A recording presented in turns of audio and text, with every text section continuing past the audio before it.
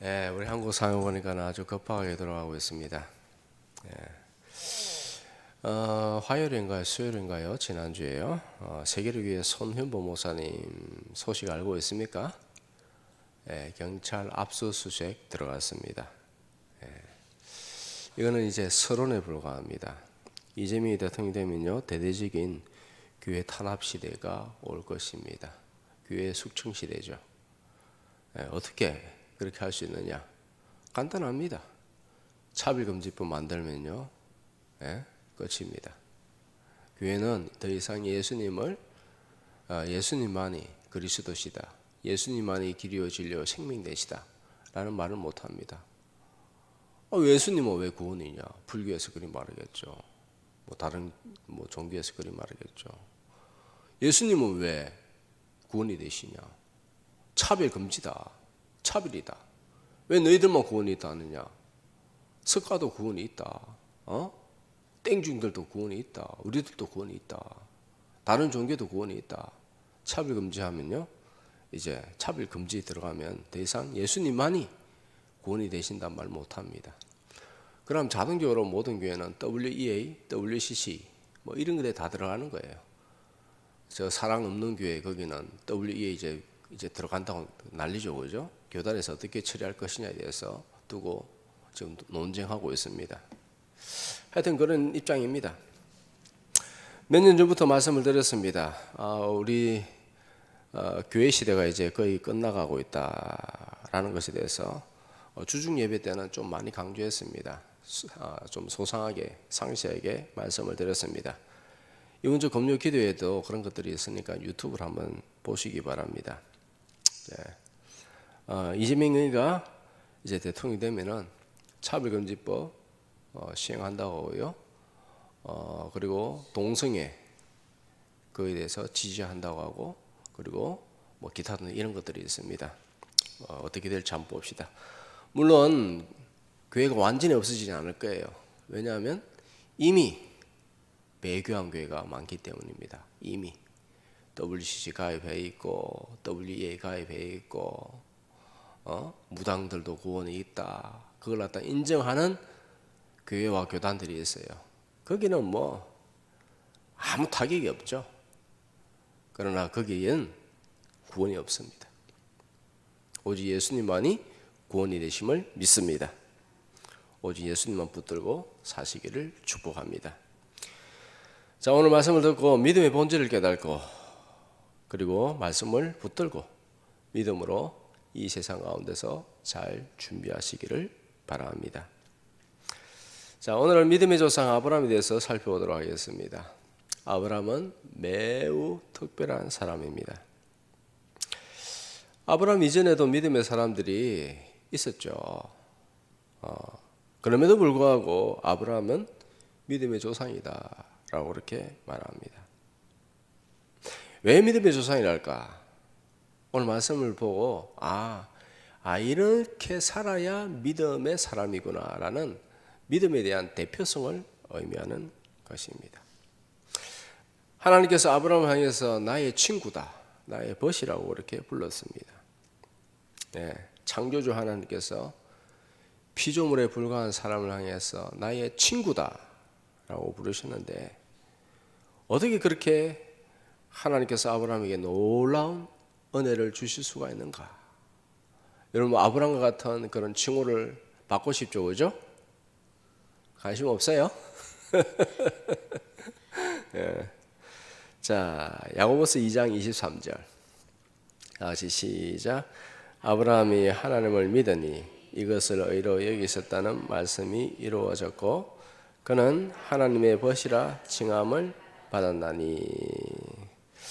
자, 하나님께서 아브라함을 너무 사랑하셔서 이렇게 귀한 칭호를 붙여주셨습니다. 나의 친구다. 성경에 보면 하나님과 가까이 지낸 사람이 꽤 있습니다. 그런데 어떻게 아브라함은 이런 특권을 누릴 수가 있는가? 아브라함은 어떤 믿음을 가지고 있었는가? 믿음의 조상. 즉 믿음을 설명할 때는 아브라함을 설명하면 믿음이 무엇인지 이해하기가 가장 좋다라는 그런 의미를 가지고 있습니다. 사도 바울도 로마서를 통해서 오직 믿음으로 구원을 받는다라고 그렇게 설명할 때에 예하로 든 것이 누구냐 하면 바로 아브라함입니다. 로마서 4장 전체를 아브라함을 설명하면서 이것이 믿음이다 라고 하며 아브라함을 예시로 들고 있습니다. 오늘 히브리서에 보면요, 믿음의 선지자들에 대해서 이름을 나열하고 있습니다. 쭉 보면 아벨부터 시작해서 에녹, 노아, 그리고 아브라함을 건너뛰고 밑에 이삭이나 또 기타 등등 사람을 설명할 때 한 절로 다 설명을 끝내버립니다. 단 한 절로 그 사람의 믿음에 대해서 설명하는데, 오늘 아브라함의 믿음을 설명할 때는 한 절이 아니라 8절에서 19절까지 장장 12절을 걸쳐서 아브라함의 믿음이 어떤가, 무엇인가에 대해서 그렇게 소개하고 있습니다. 한 절 한 절 따라가면서 살펴봐야 되겠지만은 그냥 오늘은 한꺼번에 다 묶어서 아브라함의 믿음에 대해서 중요한 것 세 가지만 살펴보도록 하겠습니다. 그것을 보면서 믿음의 본질이 무엇인지 우리가 오늘 이 시간에 보기를 원합니다. 첫째, 아브라함의 믿음. 갈 바를 알지 못하고 떠났다라고 그렇게 말씀하고 있습니다. 8절 시작. 믿음으로 아브라함은 부르심을 받았을 때에 순종하여 장래 유업으로 받을 땅에 나아갈새 갈 바를 알지 못하고 나아갔으며. 아브라함에 대해서 처음 소개하는 것은 어디에 있냐 하면 창세기 12장 1절. 아주 인상적입니다. 그는 본토, 친척, 아버지 집을 떠나 내가 너에게 지시할 땅으로 가라 라고 그렇게 말씀하셨습니다. 지시할 땅, 지금 살고 있는 곳에서 떠나라, 지시할 땅으로 가라. 자, 정확하게 어디로 가라고 말씀하시지 않습니다. 무조건 떠나라. 여러분도 이사 가는데, 국제 이사를 하는데 집도 안 정해놓고 무조건 떠나랍니다. 목적지도 안 정하고 무작정 짐을 싸서 떠나라. 이 굉장히 어렵고 힘든 일입니다. 위험한 일입니다. 당시 아브라함이 살았던 곳은 어디냐면 갈대아 우르입니다. 이곳이 어디냐면 유프라테스 티그리스 강이 이렇게 갈라지는, 그 끼고 있는 메소포타미아 고대 문명의 발상지입니다. 도시국가입니다. 관계시설도 다 되어 있고 배수시설도 다 되어 있고 정말 사람들이 살기 좋은 땅입니다. 땅이 비옥합니다. 농사가 잘 되는 곳입니다. 사람들이 가장 살기 좋은 곳입니다. 도시국가입니다. 보안도 아주 잘 되어 있습니다. 정말 살기 좋습니다. 그런데 하나님께서 그곳을 떠나라 라고 말씀합니다. 무조건 떠나라. 더 좋은 곳으로 가라 해도 가기 힘듭니다. 그런데 무조건 떠나라 합니다. 이에 대하여 아브라함은 하나님 말씀에 순종합니다. 전적으로 신뢰합니다. 자, 어떻게 이럴 수가 있을까? 하나님께서 더 큰 은혜를 주신 줄 믿습니다. 아마 성경에는 안 나오는데 꿈과 환상으로도 하나님께서 강력하게 그에게 보여주시지 않았는가라는 생각을 합니다. 왜냐하면 인간이 그렇게 다 두려워하는 존재예요. 인간이 어떻게 이렇게 용기를 낼 수 있을까? 자, 아브라함이 이제 말씀에 순종하여서 다 재산을 정리하고 떠납니다. 이웃들이 그런 모습을 보고 이상하게 여깁니다. 야, 어디로 가느냐? 몰라. 어디로 가는지 몰라. 갑자기 하나님이 나타나셔서 본토 친척 아비 집을 떠나래. 이 땅을 떠나래. 우리 친족들이 있는 이 땅을 떠나래. 그리고 내가 지시할 땅으로 가라고 그냥 무조건 떠나래. 이웃들이 말하겠죠. 참 완전히 미쳐도 단단히 미쳤고, 아브라함 우상을 만드는 그런 우상을 조각하는 사람이었습니다. 야, 신이 내려왔구만. 신이 내려왔어. 신이 들렸구만. 아마 그렇게 말했을 것입니다. 아브라함도 많이 고민했을 것입니다. 하나님 떠나라고 하면 어디로 가라고 말씀하셔야지 무조건 떠나라면 어떡합니까? 많이 고민했을 것입니다. 갈등했을 것입니다. 지금도 후진국은요, 보안이 아주 취약합니다. 미국의 설렘과 밤이 되면 무서워서 감히 밖에 나가지도 못합니다. 유럽의 도시도 마찬가지고, 뭐 동남아시아의 후진국은 말할 것도 없고, 베트남이나 뭐 미얀마나 이런 데는 사람들이 총을 가지고 다닙니다. 한국 사람이 납치된다라는 그런 말을 듣기도 합니다. 그러면서 몸값을 요구하기도 한다. 이런 건 종종 듣죠, 그죠? 그런 일들이 일어나고 있습니다. 자, 그런데 아브라함 당시에는 훨씬 보안이 취약합니다. 도시를 떠나는 것은 굉장히 위험합니다. 위태롭습니다. 그건 법도 없어요. 법이 어디 있어요? 그냥 강제로 그냥 물건 취하고 그냥 뺏어버리면, 죽여버리면 끝입니다. 뭐 CCTV가 달려 있습니까? 뭐가 달려 있습니까? 어떻게 뭐 그 사람을 갖다가 강도로 갖다 잡아서 법정에 세웁니까? 힘 있으면 끝이지. 그죠? 자, 이렇게 훨씬 위험한데 도시 국가를 떠난다는 것은 굉장히 위험합니다. 목숨이 위태롭고 인생 자체가 너무 위험합니다. 그런데 아브라함은 하나님을 믿는 믿음으로 떠나는 것입니다. 아무런 장치가 안 돼 있는데 떠난다. 자, 그렇지만은 하나님께서 이제 아브라함을 떠나게 함으로써 이제 믿음이 시작된다라는 것입니다. 자, 두 번째 아브라함의 믿음의 특징은 무엇이냐? 믿음으로 장막에 거했다라는 것입니다. 우리 9절 한번 다 같이 봉독하겠습니다. 9절 시작. 믿음으로 그가 이방 땅에 있는 것 같이 약속의 땅에 거류하여 동일한 약속의 유업으로 함께 받은 이삭 및 야곱과 더불어 장막에 거하였으니. 아멘. 아니, 장막에 거하는 게 뭐가 그렇게 뭐 큰 일입니까? 장막에도 뭐 텐트 살고 당시에 다 텐트 살면서 그렇게 살지 않았습니까? 뭐 장막에 가지 어디 갑니까? 라고 그렇게 말할 수도 있겠는데 아닙니다.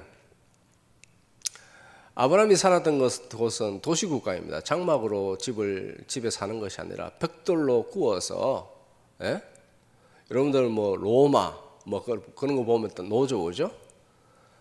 자, 벽돌 기술이 상당히 발달되어 있었습니다. 어떻게 하느냐 하면 바벨탑을 쌓을 때 뭘로 쌓았죠? 벽돌을 굽고 벽돌 가운데 진청을 칠해가지고 높이 쌓자, 하늘에 닿게 쌓자 하면서 거대한 건축기술, 건축물이 올라가는 것을 볼 수 있습니다. 마천루, 굉장히 높이 올라갔죠. 다 만들었어요? 못 만들었어요? 못 만들죠. 하나님께서 중간에 심판하셔서 흩어지게 했습니다. 즉 상당한 건축기술이 있었다, 발달되어 있었다라는 것입니다. 게다가 하나님께서 아브라함을 부자로 만드셨습니다. 거부가 되었습니다. 그럼에도 불구하고 돈도 있고 기술도 있지만은 벽돌로 만든 집이 아니라 장막에 거하게 하셨다. 천으로 만든 텐트에 살게 하셨다. 여러분들 텐트 살아봤습니까? 저도 안 살아봤죠. 얼마나 불편하겠어요. 얼마나 힘들겠습니까? 자, 아브라함의 하인이 몇 명 정도 될까요? 아브라함의 하인 최소 318명입니다. 그가 하인 318명을 데리고 롯을 구한 적이 있습니다. 그죠? 알고 있죠? 하인 318명을 데리고 롯을 구하러 쫓아가서 롯을 구한 적이 있습니다.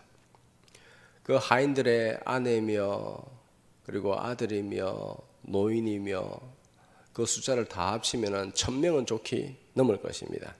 최소 1000명 이상입니다. 자, 이 외에도 여러 가지 정황을 보면은 아브라함은 굉장히 부자입니다. 집을 지으려고 하면 얼마든지 크게 지을 수 있습니다. 돈도 있고 사람도 있고 기술도 있고 모든 것이 다 갖춰져 있습니다. 편안하게 살려면 얼마든지 편안하게 살아갈 수도 있습니다. 그러나 아브라함은 장막에 살았습니다. 왜 그렇게 살았는가? 그 이유가 무엇인가? 10절 이렇게 기록되어 있습니다. 시작. 이는 그가 하나님이 계획하시고 지으실 터가 있는 성을 바라봤습니다. 아멘. 하늘나라 바라보며 자기가 돌아갈 본향을 바라보면서 장막이 되었다. 장막이 되었다는 것은 무슨 의미냐면 나그네 인생을 살았다는 것입니다. 나그네 인생. 우리는 나그네인 줄 믿습니다. 나그네는 땅에 얽매이지 않습니다. 우리는 나그네 인생입니다. 나그네 인생은 무엇입니까? 이 세상의 일이 잘 되어도, 형통해도, 크게 성공해도 거기에 마음을 빼앗기지 않습니다. 사람들은 잘 되면요, 거기에 온통 마음이 다 빼앗겨버려. 하나님을 안 찾아. 자기 마음대로 살아. 즐기려고 살아. 자랑하고 싶은 난리야. 사람 만나. 자랑해. 집사, 내 집이 이렇다. 자랑하고 싶은 마음이 있습니다. 거기 완전히 빠져버리고 삽니다. 그래서 하나님 잘 찾지 않습니다. 우리는 아무리 좋아도 하나님 찾아야 됩니다. 그리고 나그네 인생은요, 반대로 슬픈 일을 당해도 그렇게 크게 낙심하지 않습니다. 하나님의 주관 안에 있다. 하나님께서 인도하신다. 하나님께서 모든 삶을 다 주관하신다. 마음을 빼앗기지 않습니다. 그래서 낙심하지 않습니다. 어려우면 어려울수록 더욱더 주님께 집중합니다. 주님께 묻습니다. 주님 말씀 안에 거하려고 노력합니다. 지금 세상은 굉장히 혼탁스럽습니다. 이럴 때일수록 우리가 가져야 될 것은 무엇이냐? 제가 이 세상 돌아가는 게 너무 혼탁하니까는 더욱더 하나님 말씀 안에만 거하게 하여 주옵소서라고 그렇게 기도하고 있습니다. 여러분들도 동일하게 그렇게 살아가야 됩니다. 말씀 안에 있을 때 주님께 특별한 보호를 받을 줄 믿습니다. 자, 나그네와 방랑자는 다릅니다. 방랑자는요, 목적지가 없습니다. 목적지가 없어요. 시간을 허비하고 인생을 낭비합니다. 그러나 나그네는 목적지가 있습니다. 뚜렷한 목적 의식을 가지고 살아갑니다. 여기 기웃 저기 기웃 하지 않습니다. 분명한 목적이 있습니다. 무슨 목적입니까? 예수 그리스도를 표대로 삼아서 예수 그리스도를 바라보며 쫓아가야 될 줄 믿습니다. 하나님의 백성으로서 성도답게 내가 바로 서야 되겠다고 그렇게 온전한 믿음으로 서야 될 줄 믿습니다. 거룩한 본향이 들어가기 위해서는 거룩한 백성이 되어야 됩니다. 즉 예수님 바라보며 예수님께서 원하시는 것이 무엇인지, 주님의 뜻이 무엇인지 주님의 뜻을 붙들고 그 안에서 살아가야 될 줄 믿습니다. 물고기는 물 안에서만 생존이 가능합니다. 물 안에서만 안전합니다. 우리는 말씀 안에 있어야 됩니다. 물고기가 물을 벗어나면 어떻게 돼요? 죽죠. 횟감이죠, 횟감. 성도가 말씀을 벗어나면요, 마귀의 횟감이 되어져요. 마귀의 먹이가 되어집니다. 마귀는 그냥 쳐서 그냥 살도 바르고 뼈도 바르고 다 그냥 피폐해지게 만들어버리고 결국은 쓰레기통에 집어던지죠. 영적인 쓰레기통, 지옥입니다. 우리는 말씀 안에 가야 됩니다. 물 안에만 가야 됩니다. 벗어나면 죽는다. 제가 말씀을 계속 연구하고 이제껏 연구하고 살면서 하나님께 어떻게 인도하시는가에 대해서 항상 기도하면서 살아온 것이 무엇이냐? 결론은 무엇이냐? 내가 말씀 안에 가야, 말씀에 순종하고자 하는 그런 마음으로 살아야 내가 안전하게 이 땅에서 살아갈 수가 있다라는 것입니다. 하나님 말씀 안에 가기를 주님의 이름으로 축복합니다. 미국은 원래 인디언의 땅이죠. 인디언의 숫자가 많이 줄었습니다. 왜? 인디언이 막 저항을 하니까는 미국 사람들이 인디언을 많이 죽여버렸죠. 그리고 다 안정되어지고 나서 인디언 숫자가 너무 많이 줄어서 미국 정부에서 인디언을 보호하기 위해서 인디언 보호구역을 만들었습니다. 제가 있었던 곳은 인디언이 많이 살았던 곳, 오클라호마라는 곳입니다. 거기 주 국기가 있거든요. 스테이트마다 다 국가로서 그런 역할을 합니다. 자, 그 보면은 인디안 표시가 다 많이 있습니다. 자, 보면은 인디언들이 생계를 유지하도록 하기 위해서 카지노 같은 것을 운영하도록 행정적 그리고 재정적 지원을 합니다. 그렇기 때문에 인디언들은 아무 일도 안 해도 주 정부에서 돈이 나오는 거예요. 어떻게? 그 카지노 사업하면 굉장히 돈이 많이 나온다고 합니다. 카지노 하면 굉장히 돈이 많이 나와요. 거기서 나오는 돈으로 그들은 육체에 필요한 거, 충분히 모든 것이 다 누릴 수 있다고 합니다. 돈이 충분합니다. 일하지 않아도 됩니다. 자, 그런데 그들은 행복할까요? 예? 돈이 다 나온다니까요.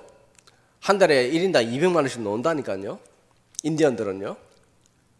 그들은 행복할까요? 그들은 일하기 싫어합니다. 한 번은 워치타 마운틴인가? 그쪽에 워낙 다 평야니까는 산이 보고 싶어서 워치타 마운틴이라는 곳으로 운전하고 갔습니다. 그 갔더니만은 그 인디언 구역이에요. 그랬더니 인디언이 보니까는 완전히 동양 사람이더라고요. 원래 아메리카는 동양인들이 사는 곳이었어요. 예. 거기 보니까는 그 경찰관이 한 명이 있었는데 백인들을 향해서는 막 소리 지르더라고요. 막 돌아 하면서 하면서 막 아주 함부로 막 소리 지르고 그러더라고요. 그런데 동양인 저를 보면서 생겨 보니까 완전히 비슷해요. 아주 좋게 얘기하더라고요. 부드럽게. 이거는 리스트릭트 제한된 구역인데 여기 더 이상 가면 안 됩니다 하면서 설명해주고 조용히 돌려보내더라고요. 하여튼 인디언들은 일하지 않아도 사는 곳입니다. 보호구역에서. 그러면 그 인디언들이 행복할까? 행복할까요? 아닙니다. 전혀 행복하지 않습니다. 그들은 게을러 버립니다. 게을러져 버립니다. 인생의 방향도 없고 목적이 없습니다. 결국 그들이 무엇을 하느냐? 마약을 합니다. 마약을 해요. 예? 돈 있고 시간 있으니까는 마약을 하는 거예요. 우리나라 젊은이들도 보면은 돈 있고 시간 있는 젊은이들 어떻게 하느냐? 마약합니다. 중학생들도 약 8% 정도가 마약을 한답니다. 고등학생들은 더 하겠죠. 대학생들은 더 하겠죠. 일반 민간인은 더 하겠죠. 지금 마약이 너무 싸졌어요. 얼마 전에도 한 달 전인가요? 동해안에서 2톤 마약이 2톤이 발견되었어요. 2톤이라니까요. 며칠 전에도 700g이 발견되었어요. 이전에는 1kg만 들어와도 대서특필했는데 이제는 톤 단위로 들어와요. 톤 단위로. 몇백 킬로가 막 들어와요. 안 잡힌 게 많겠죠. 아무래도 잡힌 것보다. 마약이 엄청 싼 거예요. 어디서 들어올까요? 어디서 들어올까요? 중국에서 들어와요. 중국에서. 지금 미국도 너무 많으니까 이 얘기는 그냥 그만합시다. 하여튼 사람이 영적 세계를 추구하지 않으면요, 육신의 정욕, 안목의 정욕, 이생의 자랑에 빠집니다. 육신적 사람으로 살아가게 됩니다. 인생과 세월을 낭비합니다. 결국에는 세상이 마음을 빼앗겨 버립니다. 우리는 가야 할 길이 명백합니다. 우리가 가야 할 길은 좁은 길이요 십자가의 길입니다. 어렵고 힘들고 괴로워도 그 길을 쫓아가야 됩니다. 왜냐하면 그 길 끝에는 생명이 있기 때문입니다. 예수님이 기다리고 있기 때문입니다. 좁은 길을 걸어가야 됩니다.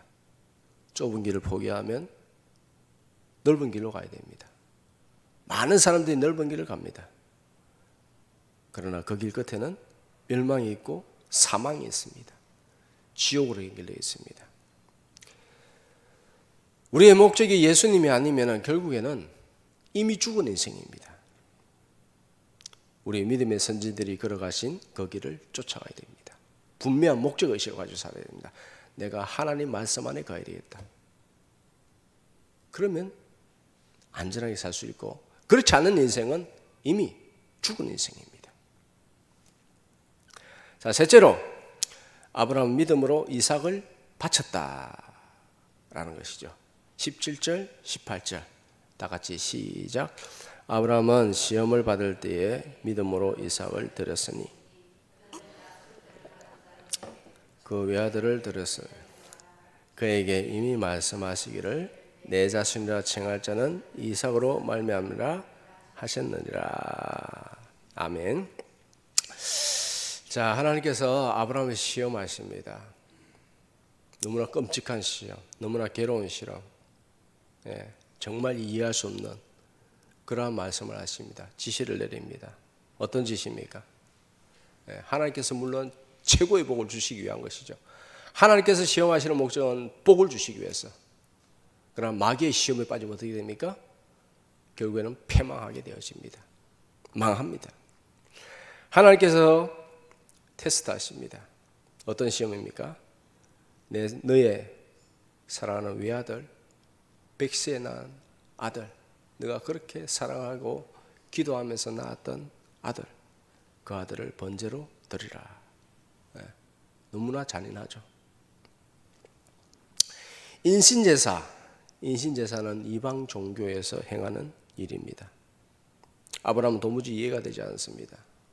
아니, 이 이삭을 통하여서 하늘의 별과 같이 바다의 모래와 같이 내 자손을 번성케 하리라 라고 그렇게 말씀하셨는데 어떻게 이삭을 바치라고 하는지, 아마 제가 그 약속을 갖다가 그 말씀을 받았으면은 하나님께 좀 많이 따졌을 것 같아요. 이 아이를 통하여서 하늘의 별과 같이 바다의 모래와 같이 이 자손을 번성케 하리라고 그렇게 말씀하시는데 어떻게 이 아이를 바치라고 합니까? 하면서 기도하지 않았을까라는 생각을 합니다.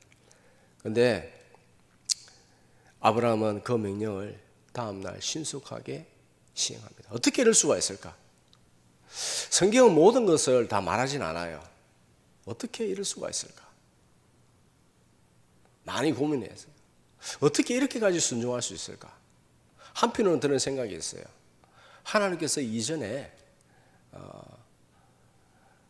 성부 하나님께서 자신의 아들 예수 그리스도의 십자가의 죽음을 말씀하시지 않았을까라는 생각도 듭니다. 그런데 그런 정보는 없습니다. 하여튼 아브라함은 즉각적으로 순종합니다. 우리는 이미 정보를 가지고 있어요. 그죠? 하나님께서 우리를 어떻게 사랑하시는지, 어떻게 그 독생자 예수 그리스도를 이 땅에 보내셔서 십자가에 못 박아 죽었는지에 대해서는 우리는 이미 정보를 가지고 있습니다. 그렇다면 예수 그리스도께서 그렇게 순종하셨다면 우리는 그 정도는 안 되더라도 어떻게 내가 정말 하나님 말씀에 순종하면서 살아가야 되는지에 대해서 우리는 더욱더 깊이 생각해야 될 것입니다. 자, 아브라함은 다음날 일찍 아침에 신속하게 아들을 데리고 번제로 드리기 위해서 모리아 산으로 떠납니다. 어떻게 아브라함이 그럴 수가 있었냐? 19절에 그 내용을 볼 수가 있습니다. 19절 시작.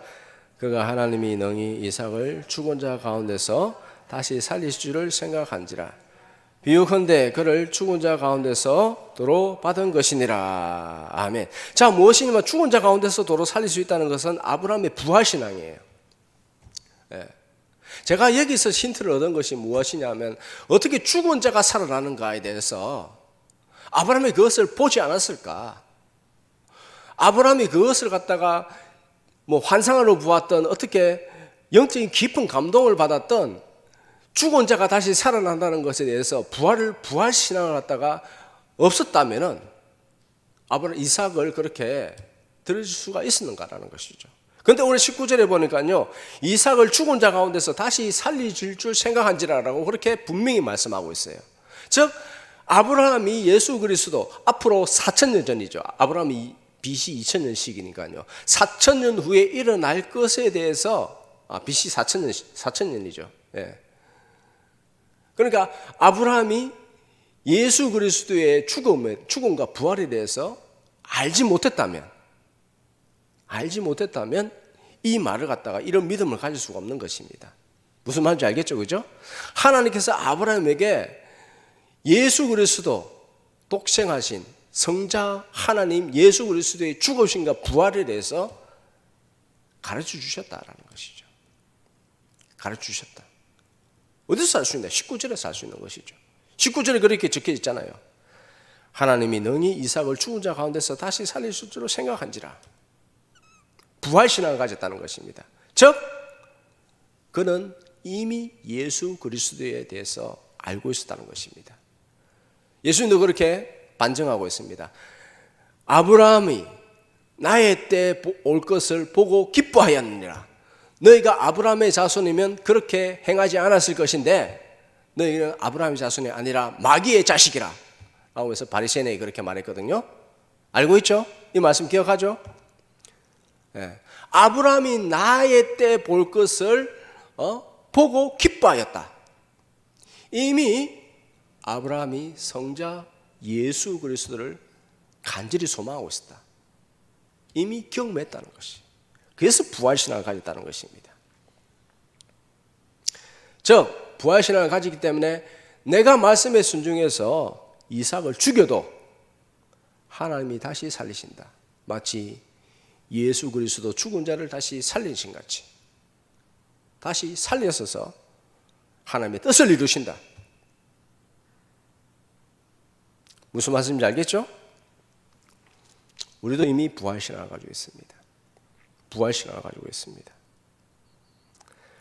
부활신앙을 가지고 있는 사람이라면 내가 이렇게 하면 안 될 것 같다고 생각하지만은 하나님 말씀에 순종하면 하나님께서 기가 막힌 방법으로 놀라운 방법으로 우리의 인생을 인도하여 주실 줄 믿습니다. 채워주실 줄 믿습니다. 그게 하나님 방법이에요. 하나님 말씀에 죽기까지 순종하면 하나님께서 부활시킨다. 하나님께서 우리를 그렇게 테스트하십니다. 하나님께서 아브라함을 테스트를 하셨듯이 오늘날 우리에게도 동일하게 테스트하십니다. 왜냐하면 아브라함의 자손이기 때문에 아브라함처럼 행동하면 하나님께서 우리를 향해서도 나의 친구다 라고 말씀하십니다. 그 믿음에 대해서 레벨에 맞게끔 하나님께서 보상하시고 처우하시고 차별해 주신 줄 믿으시기 바랍니다. 하나님은 철저히 구별하십니다. 모든 사람이 다 똑같이 대우받는 거 아닙니다.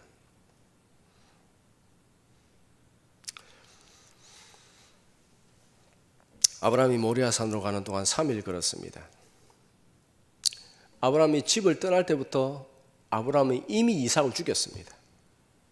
3일 내내 무슨 생각하겠어요? 뭘 먹을까, 뭐 맛있는 걸 먹을까 그런 생각했겠어요? 못하죠. 무슨 생각이 있겠습니까? 어떻게 하면 이삭을 죽여야 되는가? 어떻게 하면 이삭을 갖다가 죽일 수가 있는가?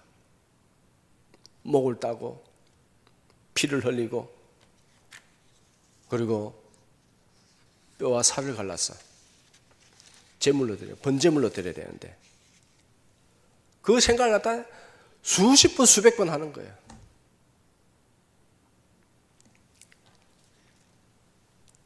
그리고 실제로 제물로 드리려 했죠. 번제물로 드리기 위해서는요 짐승을 갖다 잡죠. 원래는 그죠? 원래는 짐승을 잡습니다. 목을 따고 거기서 피를 동맥에서 흘러나오는 심장에서 흘러나오는 피를 갖다 다 빼내고 살과 뼈를 갖다 다 갈라서 그리고 태워드리는 것이 번제입니다. 아브라함은 3일 길을 걸어가면서 계속 생각하는 거죠. 어떻게 번제를 드려야 되는가. 그리고 실제로 죽이려고 했습니다. 그를 묶어 막 죽이려 할 때 천사가 말렸습니다. 창세기 22장 12절에 보면 그 아이에게 내 손을 대지 말라. 그에게 아무 일도 하지 말라. 내가 내 아들 내 독자까지도 내게 아끼지 아니하였으니 내가 이제야 내가 하나님을 경외하는 줄 아노라. 하나님께서 우리의 신앙을 테스트합니다. 너는 정말 어떤 믿음이냐? 너가 정말 부활신앙을 가지고 있느냐? 너가 정말 나를 의지하느냐? 우리는 부활신앙을 가지고 있어야 됩니다. 십자가의 신앙, 십자가의 신앙과 부활신앙 똑같은 것이죠. 십자가가 없으면 신앙이 없는 것입니다. 즉 부활이 없으면 신앙이 없는 것입니다. 내 생각대로 하면 이렇게 하면 잘 될 것 같지만 하나님께서는 너 그렇게 하지 말고 내 뜻대로 해라는 것이에요. 그래야 네 인생을 내가 책임져 준다는 겁니다. 하나님께서 기뻐하십니다. 하나님께서 그에게 나의 친구라는 절대적인 명성을 주셨습니다. 이것이 기독교의 핵심입니다. 우리가 지금 내가 당장 하나님 나 그거 못하는데요, 안 되는데요, 그럴 것이 아니라 하나님 나는 어떤 믿음입니까? 못하면 못하는 대로 하나님 죄송합니다라는 그런 생각 가져야 돼요. 그리고 믿음 달라고 그렇게 간구해야 되는 것입니다. 그렇지 않고 아이고 뭐 아브라함이고 이삭은 이삭이고 요셉은 요셉이고 나는 아직 뭘 그렇게 사냐고 뭐 대충 하자 뭐 그렇게 하냐 라고 하면은 정말 믿음의 사람으로서 한 발자국도 떼지 못하는 것입니다. 나는 어떤 믿음의 사람인가? 나는 정말 십자가와 부활 신앙을 가지고 있는가? 우리는 다 부활할 줄 믿습니다. 네, 우리는 다 부활합니다. 오늘 아브라함을 통해서 믿음의 조상이라 왜 불렀는지 우리가 다시 한번 생각하면서 주님께서 우리에게 나에게 원하시는 신앙이 뭔가? 나는 지금 어느 정도의 지금 신앙의 수준에 있는가? 나는 그런 부활 신앙이라는 것에 대해서 어떻게 생각하고 있는가? 그리고 가장 실제적으로 나는 지금 어느 정도까지 주님의 말씀에 순종하면서 살아가는가? 그래서 다시 한번 생각하면서 하나님 나에게 믿음 주소서. 성령님 나를 붙들어 주시옵소서. 보혈로 나를 정결케 하여 주옵소서. 나를 온전히 주장하옵소서. 내가 못하면 못하는 대로 주님을 더욱더 의지하며 사랑하며 주님의 은혜를 간구하며 살아가야 될 줄 믿습니다. 예, 이게 가장 중요합니다. 못하면 못한다고 고백하는 게 중요한 거예요. 예, 나는 부족합니다라고 고백하는 게 중요한 거예요. 그렇게 못한다고 고백하면서 그럴 때마다 주님께서 나를 불쌍히 해줍니다. 그리고 할 수 있는 힘을 주십니다. 내 의지로 행하는 거 아닙니다. 하나님께서 깨닫게 하시고 힘을 주셔서 내가 하는 거예요. 그렇기 때문에 내가 하는 것이 아니기 때문에 내 믿음이 좋다고 자랑할 것이 없습니다. 온전히 다 하나님의 은혜인 줄 믿습니다. 노예가 120년 동안 방주를 지은 것도 하나님께서 은혜 주셔서 지은 줄 믿습니다. 네. 그렇기 때문에 하나님께 겸손하게 은혜를 간구하며 주님의 보혈을 의지하며 사시기를 주님의 이름으로 축복합니다.